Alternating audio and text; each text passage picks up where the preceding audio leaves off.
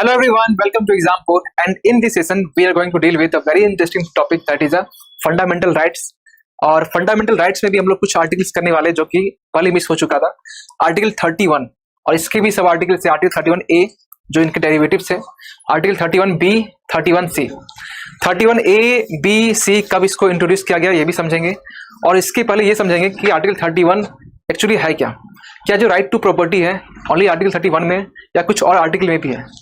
आप सोच रहे हो कि ये पहले से लिखा हुआ क्यों है, एक्चुअली ये पहले से रिकॉर्ड हो चुका था, फिर बाद मालूम चला कि थोड़ी ग्लिचेस हैं, ठीक है। इसलिए तो आर्टिकल जो 31 है ये राइट टू प्रॉपर्टी है, ये तो मालूम है। लेकिन जो राइट टू जो प्रॉपर्टी है अभी के टाइम में, अभी इसकी कंडीशन क्या है, अभी के टाइम में कंडीशन ये है जो कि वेरी बेसिक चीज़ है, मतलब बोल सकते हैं ये लीगल राइट है जो कि 300A में है, पार्ट 12 में है, जो कि आपको सिंपल मालूम होना चाहिए। लेकिन इसके आगे हमको जाना है, ये लीगल राइट भी है, ये कॉन्स्टिट्यूशनल राइट भी है। आप क्वेश्चन पूछेंगे सर लीगल राइट क्या होता है, क्वेश्चन आपसे पूछा गया था यूपीएससी प्री में कि वोटिंग राइट्स ये लीगल राइट है, ह्यूमन राइट्स है, फंडामेंटल राइट्स है, कॉन्स्टिट्यूशनल राइट्स है, कौन सा राइट्स है, नॉन ऑफ दिया कुछ भी। तो ये आपका लीगल राइट है, वोटिंग राइट। क्यों, एक शॉर्ट तरीके से समझते हैं, ठीक है। लीगल राइट उसको बोल सकते हैं, यानी कि अगर आप मान चले वोटिंग राइट है, हम लोग क्या करते हैं, वोट देते हैं, गवर्नमेंट इसके बदले पॉलिसी स्कीम्स और लेजिस्लेशन बना के लाती है, मतलब लेन देन। सिंपल समझ सकते हैं कि लीगल राइट वो चीज़ है जहां पर अगर गवर्नमेंट आपका अगर प्रॉपर्टी है, लैंड एक्वायर करती है, तो उसके बदले आपको कंपनसेट भी करती है, ठीक है। तो ये आपका लीगल राइट है। क्वेश्चन कभी पूछेगा तो इतना आसान क्वेश्चन कोई पूछता नहीं है। और कॉन्स्टिट्यूशनल राइट भी है, ठीक।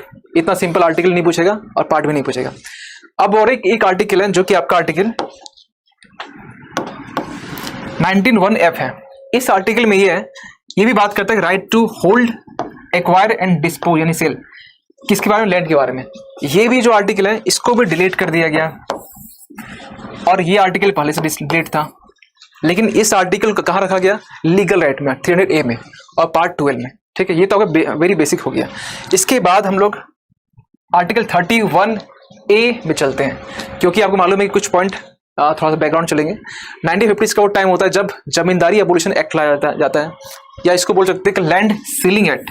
इसके अंडर में ये हुआ कि जो गवर्नमेंट है, जो भी जमींदार के पास जो लैंड थी, मतलब उनके पास लैंड इतना था, ह्यूज बोल सकते हैं, उनके पास अच्छा लैंड था, गवर्नमेंट के से डबल ट्रिपल 5th टाइम्स ज़्यादा लैंड था। तो इसको, और गवर्नमेंट को चाहिए इस टाइम में क्या, क्योंकि देखिए 1950 का वो टाइम था जब इंडिया इंडिपेंडेंट हुई थी रिसेंटली, और उनको चाहिए डेवलपमेंट। और डेवलपमेंट कब होगा, जब इंफ्रास्ट्रक्चर बिल्ड होगा। और इसके लिए क्या होना चाहिए, इसके लिए आपको हाईवे, रोड कंस्ट्रक्शन, इसमें आपको इन्वेस्ट करना पड़ेगा। और ये तब होगा जब आपके पास लैंड होगा। गवर्नमेंट के पास लैंड थी, बहुत कम थी, लेकिन जितना इंफ्रास्ट्रक्चर को डेवलप करने के लिए चाहिए नीड, उतना नहीं था। इसके लिए जो गवर्नमेंट है ना, लेके आते जमींदारी एबोलिशन एक्ट या लैंड सीलिंग एक्ट। इसके तहत जो लैंड था जमींदार के पास, उनसे लिया जाने लगा, लेकिन एक पर्टिकुलर लिमिट के बाद। सपोज कीजिए किसी जमींदार के पास अगर 5 हेक्टेयर लैंड है, तो 5 हेक्टेयर के बाद जो भी लैंड है वो गवर्नमेंट ले सकती है, ठीक है। अब जब जमींदार के पास ये चीज गई तो उनको ये मालूम चला कि मेरा तो right to property fundamental rights है, क्योंकि उस टाइम तो अबोलिशन हुआ नहीं था। राइट टू जो प्रॉपर्टी है उसको 44th अमेंडमेंट, संविधान के अमेंडमेंट में उसको अबोलिश किया गया। इसके पहले तक जो भी मुद्दा था वो आपका मतलब 1978 तक चलता है, लेकिन इसी के पहले 31A, B और C आ जाता है, ठीक है, जो कि थोड़ा बहुत प्रोटेक्शन प्रोवाइड करता है गवर्नमेंट के लिए। अब थोड़ा सा ये समझेंगे हम लोग कि एक सेकेंड रुकेंगे।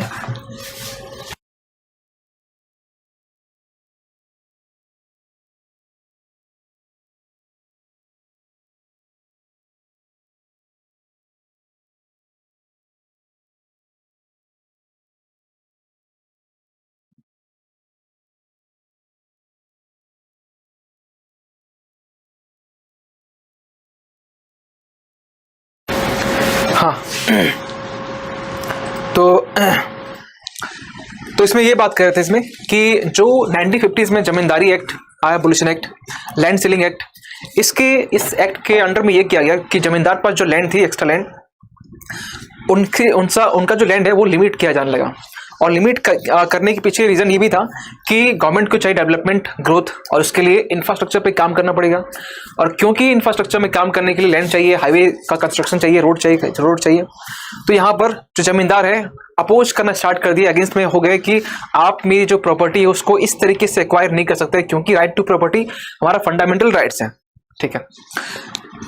अब ये जब चला ना, इसके पीछे ये हुआ कि आपको एक चीज़ हम बताए होंगे पिछले क्लास में भी कि चंपाकम दुराई राजन केस में 1951 में जो आया था, उसमें एक्चुअली डील ये हुआ कि फंडामेंटल राइट्स और डीपीएसपी, और क्योंकि गवर्नमेंट अपना डीपीएसपी का जो डायरेक्टिव जो उसमें डायरेक्शन वो पूरा कर रही थी, मतलब डेवलपमेंट के लिए, ग्रोथ के लिए, तो यहाँ पर जो आपका गवर्नमेंट है जब फंडामेंटल राइट्स में इंटरफेयर करती है, तो यहाँ पर इसी केस में चंपाकम दुराई राजन जो केस था, इसमें जजमेंट ये आता है कि फंडामेंटल राइट्स और डीपीएसपी दोनों के बीच जब टसल होगा तो आपका जो हमेशा विनर होगा वो आपका फंडामेंटल राइट्स होगा। ठीक है, गवर्नमेंट यहाँ पर थोड़ा सा प्रेशर में थी, क्योंकि आपको मालूम है कि ये दोनों एक्ट लाने के बाद भी जो राइट टू प्रॉपर्टी है, फंडामेंटल राइट्स बना हुआ था। गवर्नमेंट किसी भी जमींदार का या किसी पर्सन का जो लैंड है एक्वायर नहीं कर पा रही थी। इसी के रिजल्ट में ये हुआ कि गवर्नमेंट 1951 में फर्स्ट कॉन्स्टिट्यूशनल अमेंडमेंट एक्ट लेके आती है। ठीक है, और इस एक्ट में सबसे इंपॉर्टेंट और सबसे मेजर जो चेंजेस हुआ ना, वो 9th शेड्यूल को ऐड किया गया। ये जो 9th शेड्यूल है, ऐड करने के पीछे पर्पस ये था कि 9th शेड्यूल में जितने भी लॉज इसमें रखे जाएंगे, उस लॉज को इम्यूनिटी प्रोवाइड होगी, यानी कि वो लॉज को कोई भी इंटरफेयर नहीं कर सकती है, उसमें कोई जुडिशियल रिव्यू की प्रोविजन नहीं होगी, जुडिशरी उसको इंटरफेयर नहीं कर सकती है। ठीक है, अब जब इसमें 9th शेड्यूल जब इसमें लॉ रखा गया स्टार्टिंग में, तो शुरुआत में इसमें 13 लॉ ही थे, यानी 13 ऐसे कानून, ऐसे लॉ जो कि आपका 9th शेड्यूल में रखे हुए थे, जिनको इम्यूनिटी प्रोवाइड की गई थी। अब प्रेजेंट की बात करें तो प्रेजेंट में आपका 384 लॉज है। अभी की सिचुएशन, हो सकता है कि अभी हम जब क्लास ले रहे होंगे तो ये अभी इस टाइम में बढ़ जाए, या कुछ दिन बाद अगर बड़ा हुआ दिखाई दे तो आपको टेंशन नहीं लेना है, आपको इसमें अपडेट करते रहना। लेकिन ये क्वेश्चन पूछता नहीं, वैसे हम नॉलेज के बता रहे हैं। तो प्रेजेंट में आपका कंडीशन ये है कि 384 लॉज हैं। ठीक है, अब 9th शेड्यूल में ही एक और इम्पॉर्टेंट चीज हुआ कि इसी शेड्यूल में और इसी अमेंडमेंट एक्ट में, कॉन्स्टिट्यूशनल अमेंडमेंट एक्ट में आपका 31A 31B, ठीक है, यानी आर्टिकल 31 का जो डेरिवेटिव्स है उसको यहाँ पर ऐड किया गया। आप पूछेंगे सर 31C ऐड कब हुआ? 31C ऐड हुआ आपका 1971 में 25th कॉन्स्टिट्यूशनल अमेंडमेंट एक्ट में, यानी कि इसका ऐड होने का टाइम अलग है, ये दोनों का ऐड होने का टाइम अलग है। ये पहले ही ऐड हो गया 1951 में, बहुत पहले, रिसेंट, मतलब बहुत पास में। ये थोड़ा सा बोल सकते हैं 20 ईयर्स के बाद हुआ। अब दोनों आर्टिकल का पर्पस क्या है, दोनों आर्टिकल का मोटो क्या है, क्योंकि हम लोग यहाँ बेसिकली पढ़ने वाले आर्टिकल 31A, B और C के बारे में। हम लोग थोड़ा हिस्ट्री जान चुके हैं कि राइट टू प्रॉपर्टी के बारे में, कब ये दोनों आर्टिकल इंट्रोड्यूस हुआ, कब ये तीसरा आर्टिकल इंट्रोड्यूस हुआ, और 9th शेड्यूल में क्यों इंट्रोड्यूस किया गया, जमींदारी एबोलिशन एक्ट क्यों फेल हो चुका था, या लैंड सेलिंग एक्ट क्यों फेल हो चुका था, जमींदारी एक्ट, जमींदार क्यों मतलब अगेंस्ट द गवर्नमेंट के, क्योंकि राइट टू प्रॉपर्टी उससे छीना जा रहा था। अब इसके बाद हम लोग बात करेंगे आर्टिकल 31A, जो कि 31A क्या डील करता है वो हम लोग समझने की कोशिश करेंगे इसके बाद। ठीक है, तो आई होप कि यहां तक सब कुछ क्लियर होगा।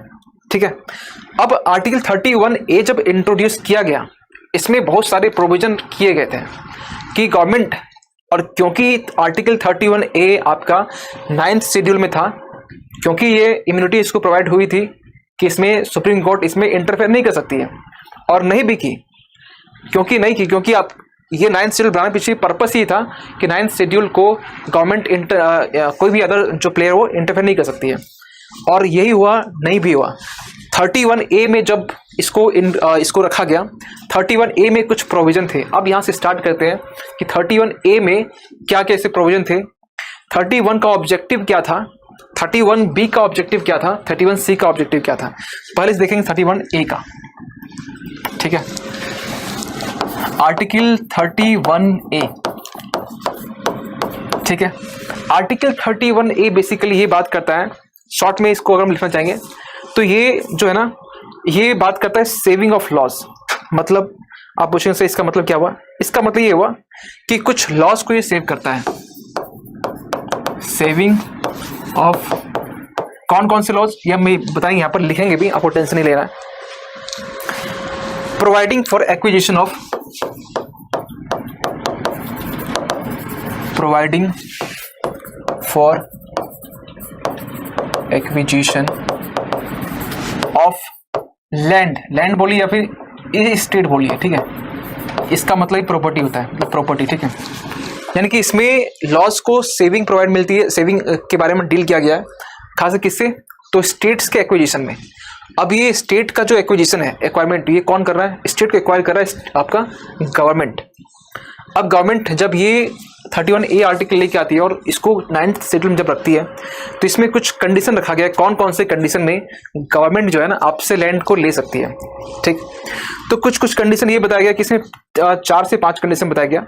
ठीक है, तो सबसे पहला कंडीशन ये बताया गया इसमें कि गवर्नमेंट आपसे लैंड ले सकती है, एक्वायर कर सकती है, यानी एक्विजिशन। ठीक है, गवर्नमेंट आपसे लैंड एक्विजिशन भी कर सकती है। ठीक है, हाँ कंडीशन ये है, सब में कंडीशन ये होगा, 5 पॉइंट लिखने वाले, सब में कंडीशन एक ही होगा कि वो पब्लिक पर्पस के लिए होना चाहिए। गवर्नमेंट पब्लिक पर्पस के लिए आपसे लैंड ले सकती है। और एक इसमें कंडीशन ये रखा गया कि वैसे पहले से था कि जमींदारी जो एबोलिशन एक्ट था उसी में था आपका, कि हर स्टेट के पास, हर स्टेट में कुछ ना कुछ लैंड होगा जमींदार के पास। जो जमींदार के पास जो लैंड होगा और जो सीलिंग जो डिसाइड किया गया, लैंड सीलिंग, यानी कि इस पर्टिकुलर लैंड के ऊपर आपका जो लैंड नहीं होना चाहिए। तो फॉर एग्जांपल जैसे ये मान चलते हैं, जैसे गुजरात है। ठीक है, गुजरात में एग्जांपल लेते हैं, तो गुजरात में ये था कंडीशन कि वहाँ पर जिस फार्मर या जिस जमींदार के पास 7 हेक्टेयर से ज़्यादा लैंड है, तो उसके ऊपर गवर्नमेंट अगर एक्वायर करती है तो गवर्नमेंट आपको कंपनसेशन नहीं देगी। फिर से हम बोल रहे हैं, अगर 7 हेक्टेयर से अगर आपके पास ज़्यादा लैंड है तो गवर्नमेंट इसके ऊपर से आपको कंपनसेशन नहीं देगी। 7 हेक्टेयर अगर आप बेच देते हैं तो इसका मिलेगा आपको, तो इसके ऊपर आपको नहीं मिलने वाला है। इसी तरीके से जो बिहार था आपका, तो बिहार में कंडीशन ये था कि 6.85 हेक्टेयर जिसके पास ये लैंड है, हेक्टेयर बहुत बड़ा होता है, तो उसको कंपनसेशन मिल जाएगा। लेकिन इसके ऊपर अगर ये सीलिंग लिमिट को अगर क्रॉस किया, मतलब आपको गवर्नमेंट कंपनसेशन नहीं देने वाली है। तो यहाँ पर बेसिकली अगर इसका पूरा निचोड़ निकालें, टैक्स निकालें, तो हम ये देखते हैं कि ये 31A किसके लिए था? लॉ सेविंग तो कर रही थी, यानी कि सेविंग ऑफ लॉ के लिए था। किसके लिए? प्रॉपर्टी को एक्वायर करने के पीछे। लेकिन पूरा अगर निचोड़ अगर निकाल दिया जाए तो ये होता है कि गवर्नमेंट यहाँ पर कंपनसेट करना चाह रही थी एक particular ceiling limit of land के साथ। ठीक, तो एक्विजिशन सबसे पहला पॉइंट हो गया। दूसरा पॉइंट इसी में कि गवर्नमेंट अगर चाहेगी तो प्रॉपर्टीज को मैनेज भी कर सकती है फॉर द पब्लिक पर्पस। देखिए लाइन तो बहुत बड़ा है, ठीक है, हम टू द पॉइंट लिख रहे हैं ताकि आपको नोट्स बनाने में दिक्कत ना हो। मैनेजमेंट कर सकती है, मतलब मैनेजमेंट किसकी? प्रॉपर्टी की। कौन कर रहा है? स्टेट कर रहा है। एक्विजिशन कौन कर रहा है? स्टेट कर रहा है। किसके लिए? तो पब्लिक पर्पस के लिए कर रहा है। ठीक है, तो ये पॉइंट हो गया। इसके बाद गवर्नमेंट अमलगमेशन कर सकती है। अमलगमेशन मतलब अगर गवर्नमेंट को नीड है कि 2 पर्सन या 2 जमींदार जो है उसकी जो प्रॉपर्टी या लैंड है उसको मिक्स करना, एक साथ करना, तो गवर्नमेंट ये भी कर सकती है। जहां उनको लगे कि अगर उनको रेलवे ट्रैक कंस्ट्रक्ट करनी है तो वहां पर रेलवे ट्रैक कंस्ट्रक्ट करने में वहां पर 2 जमींदार का लैंड आ रहा है, तो उस कंडीशन पर गवर्नमेंट ये कर सकती है कि 2 जो जमींदार हैं दोनों का लैंड लेकर उसको मिक्स कर सकती है, अमलगमेशन कर सकती है। वही यहाँ पर लिखा गया है। ठीक है, तो तीसरा पॉइंट हो गया। फोर्थ में हम लिख सकते हैं कि जो शेयर होल्डर होता है, जैसे मान चलिए आपकी कुछ प्रॉपर्टी है, उस प्रॉपर्टीज में गवर्नमेंट ये चाहती है कि इसका जो मतलब मॉडिफिकेशन का जो राइट है, मॉडिफिकेशन कि इस लैंड में मॉडिफाई करने का जो राइट है, मान चलिए कि मेरी लैंड ये मतलब सामने में है, ठीक है, तो इस लैंड में अगर हम चाहें हम कुछ भी कर सकते हैं यहाँ पर। लेकिन गवर्नमेंट का ये कहना था कि अगर मॉडिफिकेशन की नीड होगी, मतलब शॉर्टकट बोल सकते हैं शेयर होल्डर, यानी आपकी प्रॉपर्टी में गवर्नमेंट की भी कुछ शेयर होल्डिंग होनी चाहिए। गवर्नमेंट आपसे पूरा नहीं ले रही है, लेकिन गवर्नमेंट शेयर होल्डर ये का जो है ये कॉन्सेप्ट है वहाँ अप्लाई करना चाहिए। तो इसके लिए बोल सकते हैं कि यहाँ पर जो शेयर होल्डर है लेकिन सबका जो पर्पस है ना एक ही है, कंपनसेट करने के लिए।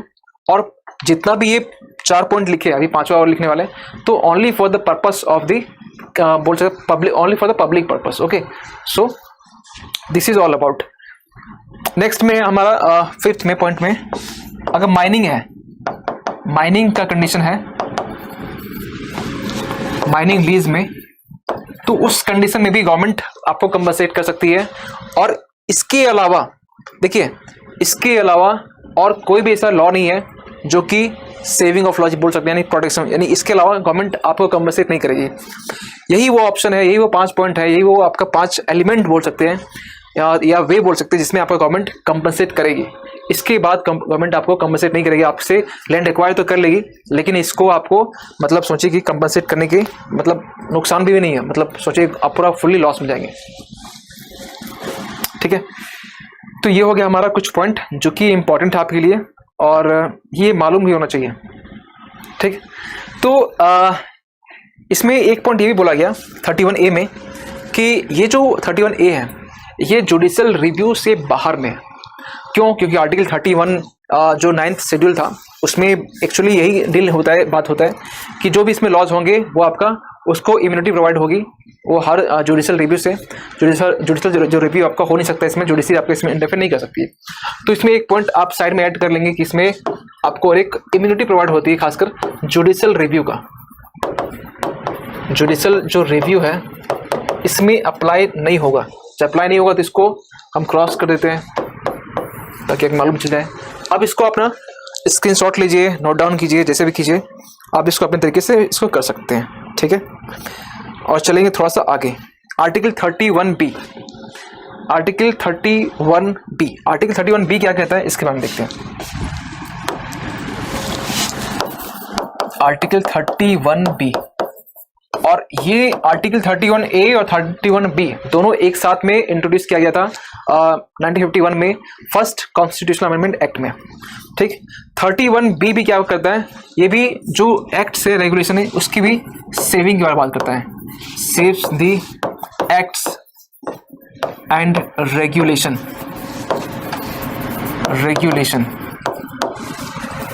ठीक है। देखिए 31A जब लाया गया, 31A पीछे हम बताए उसमें ये कंडीशन कहीं नहीं था कि 9th शेड्यूल के बारे में, लेकिन 31B में वो था जो पीछे हम एक्सप्लेन कर चुके हैं कि जो भी 31A में जो 9th शेड्यूल में 31A और B जो ऐड किया गया, 31 जो B को ऐड करने के पीछे रीजन ये था कि जो भी एक्ट्स या रेगुलेशन जो भी गवर्नमेंट लेके आती है regarding acquiring of the properties of the जमींदार, तो उस कंडीशन में ये हो सकता है कि जो गवर्नमेंट है 9th शेड्यूल में जब इस आर्टिकल को रखा गया, मतलब ये है कि ये जो आर्टिकल आपका है इस आर्टिकल को भी इम्यूनिटी प्रोवाइड की गई है कि अब इस आर्टिकल को भी जुडिशियल रिव्यू के अंडर में रखा नहीं जा सकता है, इसमें जुडिशरी इसमें इंटरफेयर नहीं कर सकती है। ठीक है, तो जब ये आर्टिकल 31B जब इसको लाया गया, इसके पीछे इसमें से कोई ये नहीं था, पॉइंट डिसाइडेड नहीं था कि गवर्नमेंट इसी पॉइंट पर ही आपको कंपनसेट करेगी, इसके बियॉन्ड आपको कंपनसेट नहीं करेगी। ठीक है, तो अब एक क्वेश्चन और एक उठता है यहाँ पर कि जो आर्टिकल 31B है, क्या 31B का जो पर्पस है सेम पर्पस था, मतलब राइट टू प्रॉपर्टी को लिमिट करना। यस, राइट टू प्रॉपर्टी को लिमिट करना इसका भी पर्पस था, लेकिन इसका जो रेंज था थोड़ा बड़ा था, वाइड रेंज था। तो एक वर्ड यहाँ यूज कर रहे हैं वाइड रेंज, वाइड कवरेज करते हैं, वाइड कवरेज। ठीक है, क्योंकि पीछे हम लोग देख चुके हैं 31A में क्या था, 31A में ये था कि जो राइट टू प्रॉपर्टी है वो उसका एक पर्टिकुलर 5 पॉइंट मेंशन था जिसमें गवर्नमेंट इसी पॉइंट के रिस्पेक्ट में आपको कंपनसेट करेगी। लेकिन 31B में ये कहता है कि इसका कोई पर्टिकुलर जो रेंज है वो डिसाइड नहीं है ये, क्योंकि यहाँ क्लियरली लिखा गया save the acts and regulation. अब क्या एक्ट्स है क्या रेगुलेशन है ये आपका इसमें मेंशन नहीं था। कोई भी रेगुलेशन जो गवर्नमेंट लेके आती है और आर्टिकल 31B में अगर लेके आती है, और क्योंकि 31B आपका 9th शेड्यूल में है तो इसको इम्यूनिटी प्रोवाइड होती है ऑटोमेटिकली, और इसमें जुडिशियल रिव्यू हो नहीं सकता है, जुडिशरी इसमें इंटरफेयर कर नहीं सकती है। इसीलिए जब हम लोग बोलते हैं कि दोनों कंपेयर करते हैं, एक चीज़ देखिए क्वेश्चन आपसे प्रीलिम्स क्या बनेगा, आर्टिकल 31A 31B दोनों का जो एरिया है, मतलब दोनों का जो लॉज सेविंग करने का जो एरिया है किसका ब्रॉड है किसका वाइड है। मतलब एक स्टेटमेंट ये होगा, स्टेटमेंट वहाँ दिया होगा, ठीक है, पहले से आपको बस ऑप्शन में only A, only 1 and 2, only 1, 2 and 3 ये ऑप्शन होता है ना इस तरीके। तो इस तरह का ऑप्शन होगा, लेकिन आपको ये मालूम होगा आर्टिकल 31B इसका जो कवरेज का जो एरिया है वो वाइडर देन आर्टिकल 31A है। तो आपको मालूम चल जाएगा कि ये जो आर्टिकल 31B है इसमें कोई पर्टिकुलर कुछ पॉइंट मेंशन नहीं है कि आपको इसी पर्टिकुलर 5 पॉइंट या 3 पॉइंट या समथिंग कुछ पॉइंट है, तो उसमें आपको जो कंपनसेट जो चाहे आपका जो ऑनर है उनको करना है, इसमें कुछ ऐसा मेंशन नहीं है। तो यहाँ बोल सकते हैं ये इसका जो रेंज है जो कवरेज है उसके कंपेयर में ज़्यादा है। अब देखिए थोड़ा सा स्टोरी में क्या बदलाव होता है। सुप्रीम कोर्ट का एक केस जजमेंट आता है IR देखिए SC का एक judgment, Supreme Court judgment IR Coelho, ठीक है, ये केस होता है, इसका एक जजमेंट आता है, ये आपका 2007 की बात है, मतलब बहुत ज़्यादा दिन की बात नहीं है, ये 15 साल पहले की बात है। 15 साल पहले की बात है। मैं सोचिए कि 1951 में आपका ये एक्ट मतलब फर्स्ट अमेंडमेंट होता है। 31A B C तब तक चलता रहता है, नो जुडिशल रिव्यू। आप ये सोचिए 51 से लेकर 2007 तक में जुडिशल रिव्यू के प्रोविजन नहीं थे, ना ही आपको इसमें ये भी था कि आर्टिकल 9th शेड्यूल में जो भी आपके लॉ उसमें रखे जाएंगे, उस एक्ट उस लॉ को इम्यूनिटी प्रोवाइड थी, स्क्रूटनी की कोई इसमें प्रोविजन नहीं था। लेकिन यही वो एक्ट, यही वो केस था 2007 का IR कोहेलो केस, जो जजमेंट बोल सकते हैं। इसमें जजमेंट ये आता है कि जो आपका 9th शेड्यूल है, ध्यान दीजिए क्या बोलना चाह रहे हैं, जो 9th शेड्यूल है, इस शेड्यूल को इम्यूनिटी प्रोवाइड की जाती है, स्क्रूटिनाइज, इसकी भी स्क्रूटनी होगी, ये बोला गया।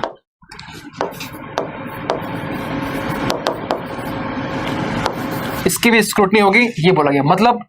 मतलब इन शॉर्ट ये बोल सकते हैं कि 9th शेड्यूल में जो लॉज रखा जाएगा, ये भी judicial under the preview of the judicial review में आएगा। यानी कि यहाँ पर जुडिशियल रिव्यू बस आप लिख देना, मतलब इसमें जुडिशियल रिव्यू को भी इसमें इंक्लूड किया गया।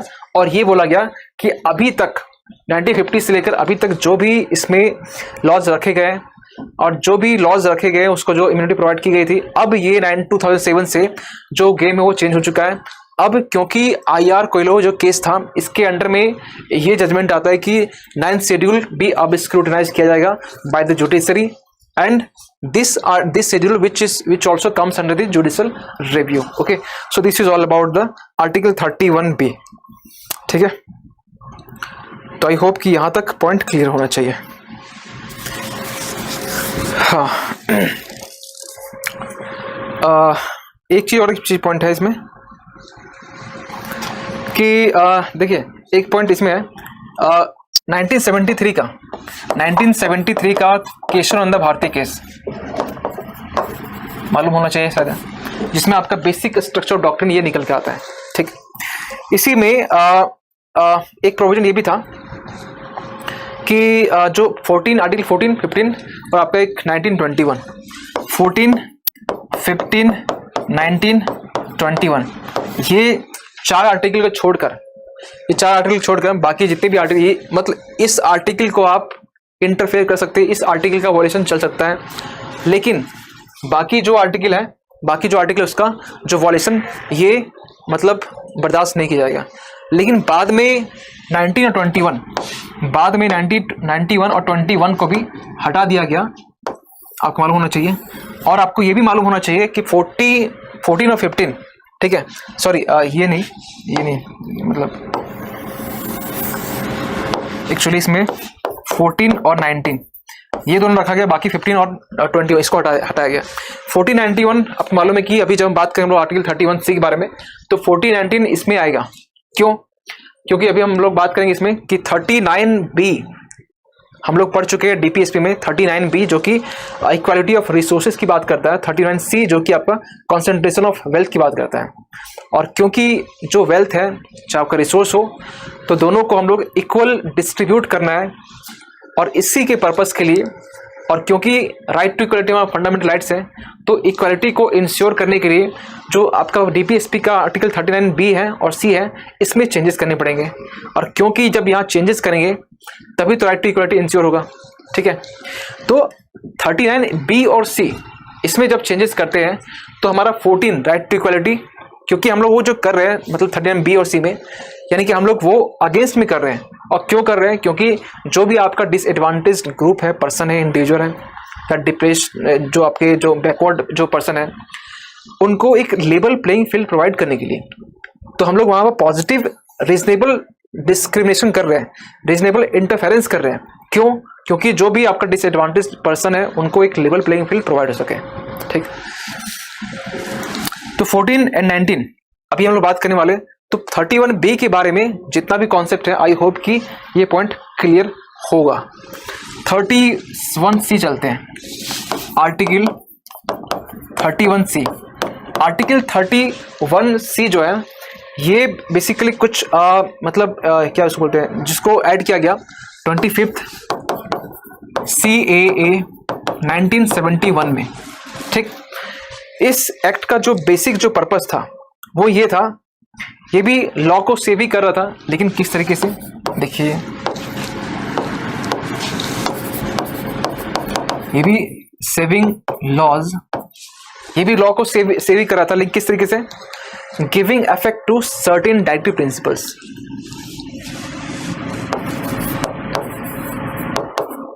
एक second, by giving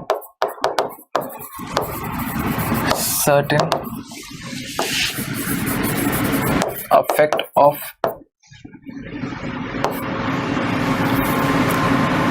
by giving, sorry ये उल्टा लिख दिया, by giving effect of certain directive या DPSP शॉर्ट में लिखते हैं, DPSP शॉर्ट में लिखते हैं, DPSP, ठीक है। तो इसमें DPSP का जो लॉज है, DPSP कुछ प्रोविजन है, उसको इफेक्टिव बनाने के लिए कुछ लॉज को हम लोग सेव करते हैं, और वो जो लॉज को सेव करते हैं ये आपका आर्टिकल 31C में आएगा। अब हम लोग इसमें DPSP कौन सा ऐसे आर्टिकल है जिसको सेव करने के लिए हम लोग फंडामेंटल राइट्स को के साथ भी कॉम्प्रोमाइज कर सकते हैं, और कौन सा आर्टिकल कॉम्प्रोमाइज होगा, जो कि आपको आइडिया लग चुका होगा। देखिए, जो ये 31C आर्टिकल है, इसका कहना ये था कि saving of laws by giving effect of certain DPSP, लेकिन किस तरीके से वो इस तरीके से कि आर्टिकल 39, ध्यान दीजिएगा, 39B and 39B and 39C, ये जो दो आर्टिकल आपका है, ये आर्टिकल गवर्नमेंट अगर इसको लेकर कोई डायरेक्टिव्स, कुछ लॉज, कुछ पॉलिसी, कुछ स्कीम अगर ला रही है 39B और 39C के लिए, तो इसमें जो आपका आर्टिकल 14 है एंड आर्टिकल 19 है, यानी कि आपका राइट टू इक्वालिटी एक हो गया, यानी कि equality before law and equal protection of laws. 19 में आपको मालूम है कि 19 में क्या है, आपका freedom of speech, expression, association, assembly, movement, resident, profession. ये दो आर्टिकल जो है ना, ये आपका कॉम्प्रोमाइज होगा, लेकिन ये मतलब साइलेंट रहेगा यहाँ पर, ठीक है। इस केस में साइलेंट होगा जब आर्टिकल 39B और C के लिए जब भी गवर्नमेंट कोई प्रोविजन, लॉज, कोई स्कीम, कोई पॉलिसी, ठीक है, जब ये लेके आएगी तो आर्टिकल 14 और 19 जो है ना, ये आपका साइलेंट रहेगा, ठीक है। ये कहाँ मालूम चला, 31C में ऐड कब हुआ, तो 25th amendment, constitutional amendment act 1971 में इसको ऐड किया गया, ठीक है। यहां तक तो पॉइंट क्लियर होगा, ठीक है, यहां तक तो पॉइंट आपका क्लियर होगा, ठीक। मतलब अगर ये है कि अगर 39B और 39C इसके रिगार्डिंग गवर्नमेंट लॉ लेके आती है, तो 14 और 19 ये जो होगा, मतलब इसका जो लॉ लेके आना, ये अनकॉन्स्टिट्यूशनल नहीं होगा। मतलब यहाँ पर जो इफेक्टिव होगा, अब जो चंपकम दुरायरत्न जो केस था, उसमें ये था कि फंडामेंटल राइट्स DPSP में जब भी टसल होगा, दोनों के बीच में आमने सामने होंगे, तो फंडामेंटल जो राइट्स है वो भी सुप्रीम होगा। लेकिन आप 31C जो है, यानी कि आप ये बोल सकते 25th amendment act, constitutional amendment act 1971, ये आर्टिकल ये बोलता है कि इसमें ये है कि इस आर्टिकल के तहत जो 31, ये दो आर्टिकल है, इसमें आपका DPSP जो है ना, DPSP ये आपका सुप्रीम होता है किससे, फंडामेंटल राइट से। मतलब ये बोल सकते हैं उसके काउंटर अटैक था, ठीक है। तो ये पॉइंट यहाँ तक रहा। आई होप कि मतलब सब कुछ क्लियर होगा। अगर कुछ क्लियर नहीं है आप कमेंट कर सकते हैं, मैसेज कर सकते हैं, कुछ डाउट है तो ये 31C रहा। 31B 31A देख चुके हैं कि क्या क्या है, इसमें इतना ही है। आर्टिकल 31, 33, 34, 35 ये आपके ऊपर छोड़े थे, आपको मालूम होगा लेक्चर से। और जितने भी आर्टिकल हैं, जितने भी और भी जो आर्टिकल फंडामेंटल राइट्स के वो हम भले करवा चुके हैं। DPSP भी ऑलमोस्ट हो गया है, और ये जो कुछ आर्टिकल्स बाकी थे इसको जो करना था तो इसके बारे में हम लोग देख चुके हैं, ठीक है। तो आई होप कि ये लेक्चर आपको समझ में आया होगा और जितने भी कॉन्सेप्ट हैं, जितने भी कॉन्सेप्ट आर्टिकल 31A-B-C से ये आपको समझ में आया होगा, ठीक है। कुछ डाउट है तो आप कमेंट कर सकते हैं।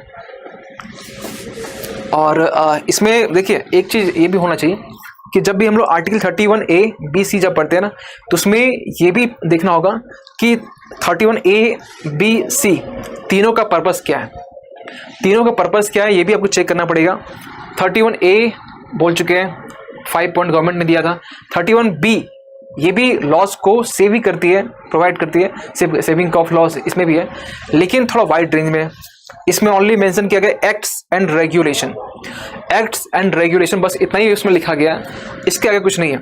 और उसको कहाँ रखा गया? 9th शेड्यूल में। आप हमसे क्वेश्चन ये पूछ सकते हैं से 31 जो C है इसको कहाँ रखा गया? 31C आपका 9th शेड्यूल में नहीं है, ध्यान दीजिएगा। क्वेश्चन अगर ये बोला जाए, मतलब स्टेटमेंट अगर एग्जाम ये आता है कि 31A-B-C तीनों जो है ये आपका 9th शेड्यूल में है, नहीं, कंप्लीटली गलत है। 31A और 31B ये दोनों है, लेकिन 31C जो है ना ये आपका इसमें नहीं है। तो आई होप कि आपको ये पॉइंट क्लियर होगा। तो 31C जो है ना ये आपका इंडिपेंडेंट है, इसको नहीं रखा गया, लेकिन इसमें ये बोला गया साफ साफ, जब इसमें ये बोला जा रहा है कि 31 जो C है ना ये इम्यूनिटी प्रोवाइड जो कर रही थी वही है कि फंडामेंटल राइट्स को इफेक्टिव और बनाने के लिए DPS में ये चेंज करे, तभी तो इक्वालिटी में इंश्योर होगा ना। इक्वालिटी इंश्योर करने के लिए जो बैकवर्ड क्लासेस है उसको लेवल प्लेइंग फील्ड प्रोवाइड करनी होगी, तभी तो ये मतलब इक्वालिटी हम लोग अचीव कर सकते हैं, इंश्योर कर सकते हैं। तो ये पॉइंट आप मतलब इस जितना पॉइंट अभी हम बताएं, आई होप कि सारा पॉइंट क्लियर होगा। तो आई होप कि हम लोग मिलते हैं फिर नेक्स्ट क्लास में। तब तक के लिए थैंक यू सो मच।